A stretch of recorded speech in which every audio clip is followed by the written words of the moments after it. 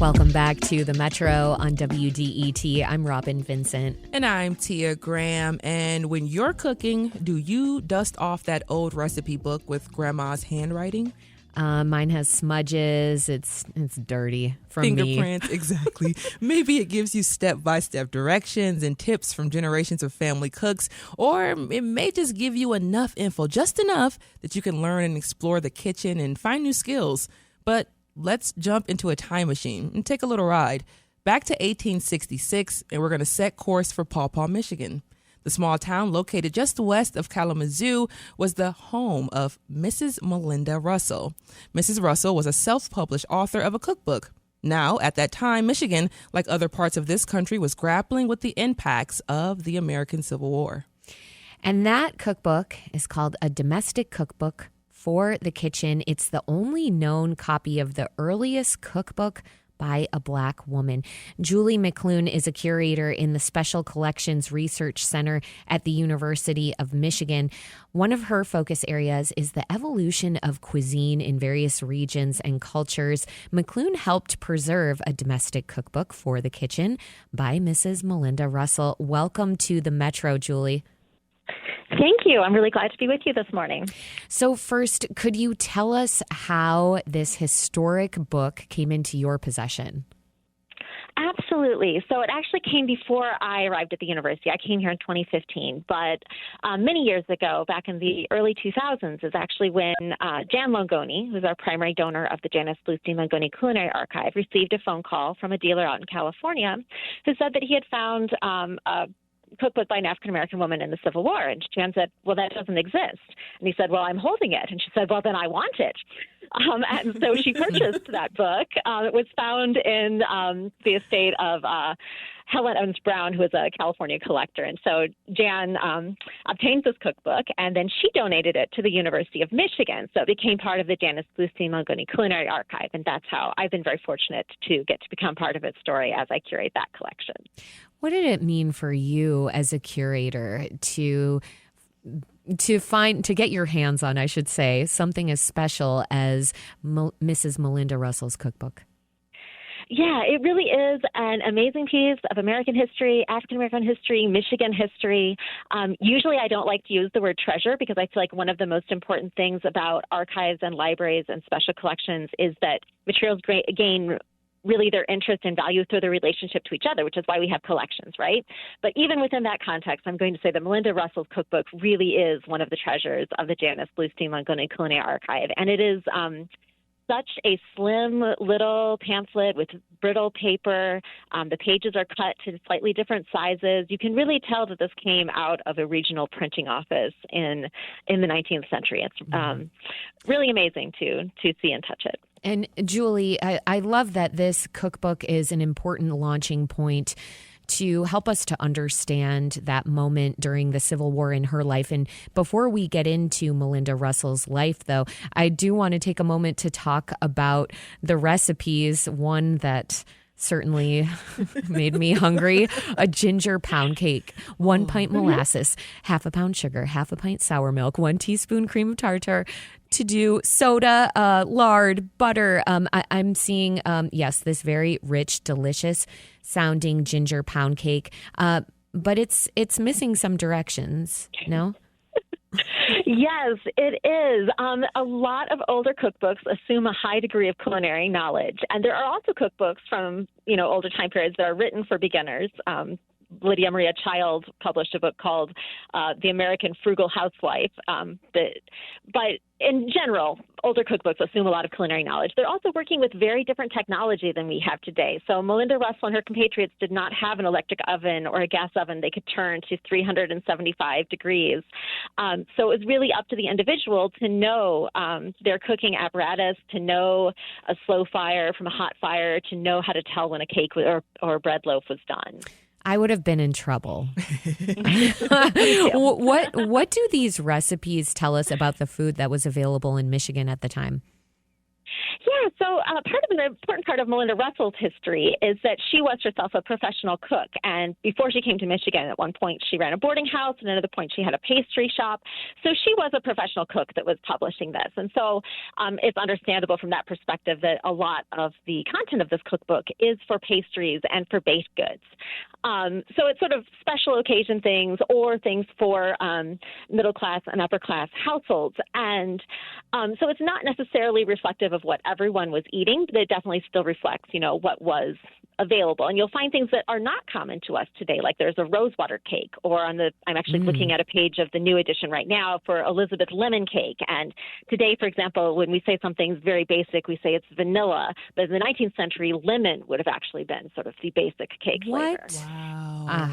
I've got issues with that. You're listening to the Metro on WDET. I'm Robin Vincent. And I'm Tia Graham. We're speaking with Julie McLoone, a curator in the Special Collections Research Center at the University of Michigan. We're talking about a cookbook self-published by Mrs. Melinda Russell, a Black woman in Paw Paw, Michigan in 1866. Now, Julie, we want to jump into who Melinda actually was. Just talk a little bit about her nomadic roots. We're talking about a time, especially before 1866. This is a country embroiled in battle due to the Civil War. So can you talk just a little bit about the world in which Melinda is a cook and she's writing cookbooks? Absolutely. So one of the really special things about this cookbook is that Melinda Russell actually includes a short autobiography of her life at the beginning of it, which is our primary source for what we know about her. So she was born and raised as a free Black woman in eastern Tennessee, and her mother belonged to a family that had been set free during Melinda's grandmother's time period. So she had already been living in a family of free Blacks for some time before the Civil War.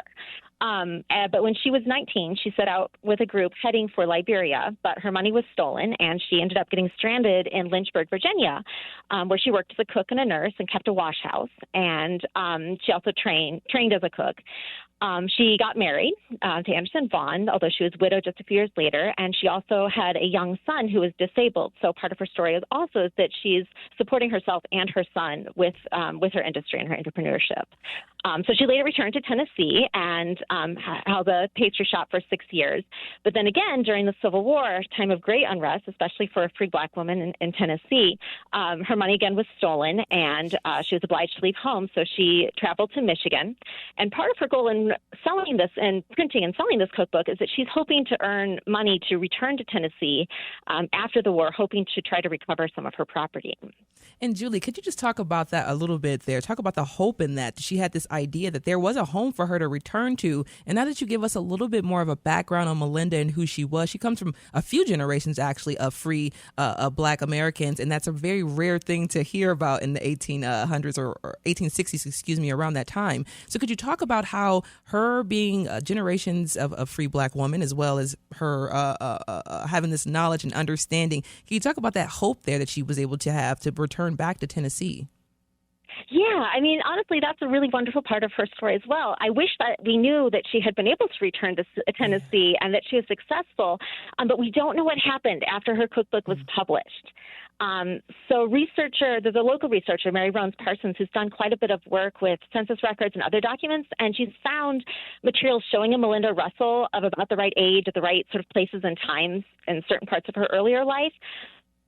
But we don't know what happened to her after she published her cookbook. Yeah. So we have this hope that she's expressed, and I hope that she got what she was looking for.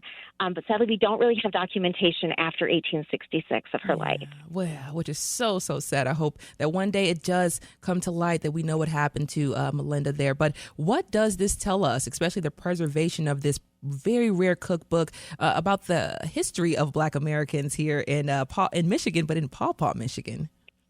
Yes. I mean, that's actually, I'll share something that I just learned myself last week, because apparently in Southwest Michigan, there actually was already at this point in time an established Black community, including Black middle-class families who, along with white middle-class families, could have been the audience for this cookbook, who would have been able to afford potential help in the kitchen, serving cakes and things like that. And I actually just learned that from a great conversation we had last week at the Ann Arbor District Library with Dr. Shreen Shar-Johnson and Dr. Jessica Kenyatta Walker. I'm not from Michigan, so my knowledge of Michigan history is a little bit sketchy still. I'm still learning my way. But I thought that was a really important part of the story as well, that Melinda Russell was not, say, an isolated Black person coming to Michigan at that point in time, that there was a Black community in Michigan already at that time. Which is a question as well. We know about the Great Migration and when that all began, but clearly there were things happening and movement and folks moving around in this country all the time, especially during the Civil War 1860s era. So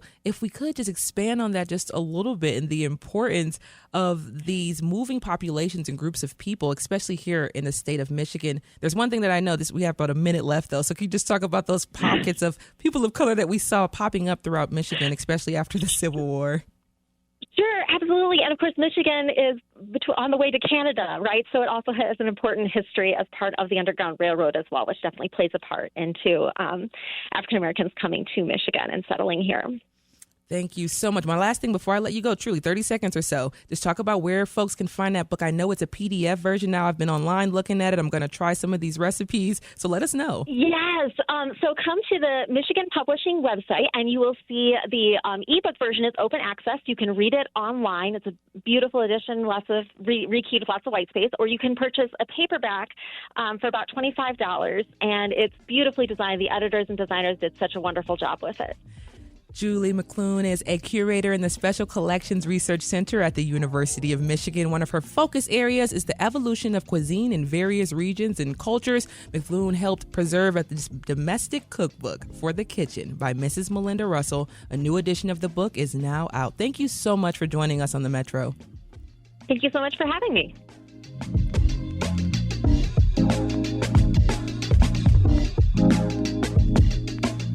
Coming up at 11, we'll sit down at the dinner table. That's because, well, we're hungry, as we are all the time, but also because there are a lot of celebrations going on right now. It's Fat Tuesday, aka Punchki Day, and Ramadan started on Friday evening.